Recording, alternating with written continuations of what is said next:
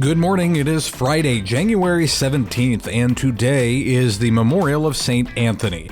This is Michigan Mornings from Ave Maria Radio and the Ave Maria Radio app. I'm Matthew Handley. Coming up, we're talking about the end times, but first your local weather and this news. Governor Gretchen Whitmer says the future of the entire auto industry is currently at stake, and the very core of Michigan's economy is on the line. She delivered her Road Ahead address earlier this week at the Detroit Auto Show, calling for updates to the state's economic toolkit and finding new and fair sources of revenue to fix Michigan's roads.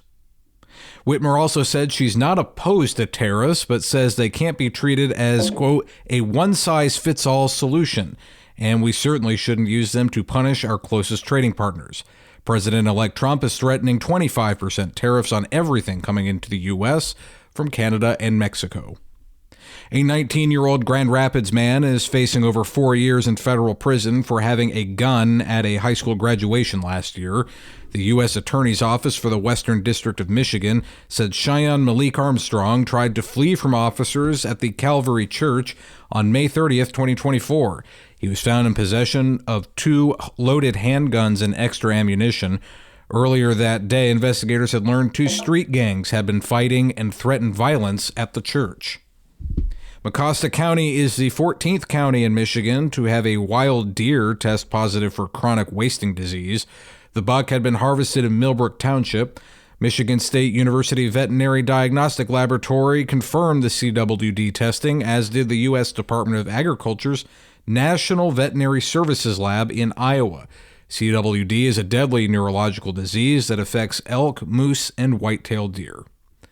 Detroit Attorney Todd Perkins is forming a committee to run for Detroit mayor. He formed the Todd Perkins for the People Committee, which allows him to begin hiring staff and fundraising for a potential run for office. He says he will make an announcement on Monday. He is the 6th person to announce a run for that office. Henry Ford Health will next week open a new 192-bed behavioral health hospital in West Bloomfield Township. It will nearly double the capacity of the Kingswood Hospital that opened in the late 1960s. Emily Sexton will be the hospital's CEO and says they know of the huge mental health need in the community and says they will work really strongly to cut down on wait times for people to get an inpatient bed. And the NFC divisional playoff game in Detroit between the Lions and the Washington Commanders is expected to bring a mini economic stimulus to the city. The Anderson Economic Group is predicting the game will have a direct economic impact of more than $39 million and an indirect impact of more than $25.5 million.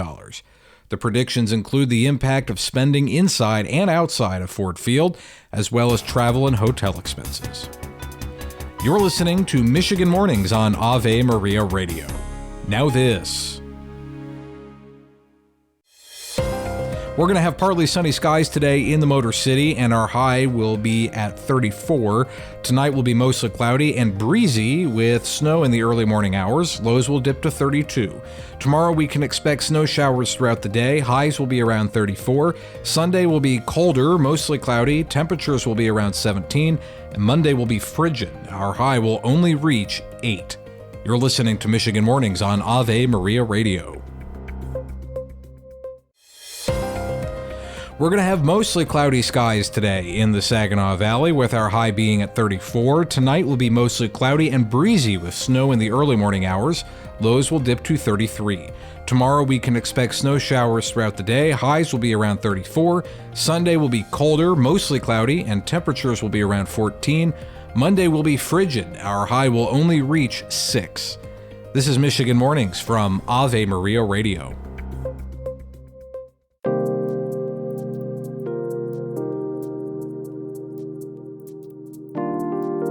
Welcome back to Michigan Mornings. I'm Matthew Handley.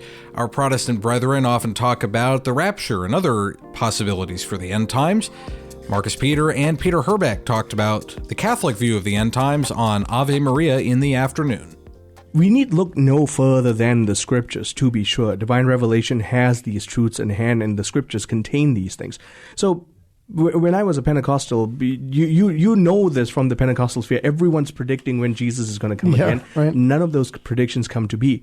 But in 2 Thessalonians verse chapter 2 onwards, you've got these real indicators of what to look out for. Yeah, St. Paul is writing to a community that's had various concerns about the immediacy of the return of the Lord. Mm-hmm. And then Paul consoles them and says there's a couple of really key things that have to happen that they will be able to see and notice before the Lord returns. Right. What we ought to talk about right off the bat is this real question of there are many people who think, oh gosh, I've been looking out for the Antichrist, and so this political figure, I'm sure this was the Antichrist. The fact of the matter is, we can trust in the fact that the church will discern and reveal this to us. And this is a particular sign. Yeah. It's the man of lawlessness, but there have been many Antichrist figures, many men of lawlessness in the past, but this is the man of lawlessness. Yeah. There's a very particular reality here. Yeah, those who are Antichrist-like or images of, this is the quintessential one, right, according to the Bible, right? There will be a human being, right, who at a key point in history will be supercharged by demonic power, by Satan himself. And Satan will manipulate him. And then it'll happen, he will rise in power. We know that. The scripture is pretty clear on all this. He'll rise in power and he'll bring peace to the world at a certain point. He's going to get everybody's attention. He's going to dazzle people. He's going to deceive people. And then there will be a great apostasy around that. That's the second element. Rise of the Antichrist, rise of the great apostasy or the great tribulation, some people call it, right? You can listen to Ave Maria in the afternoon coming up later today at 4 p.m.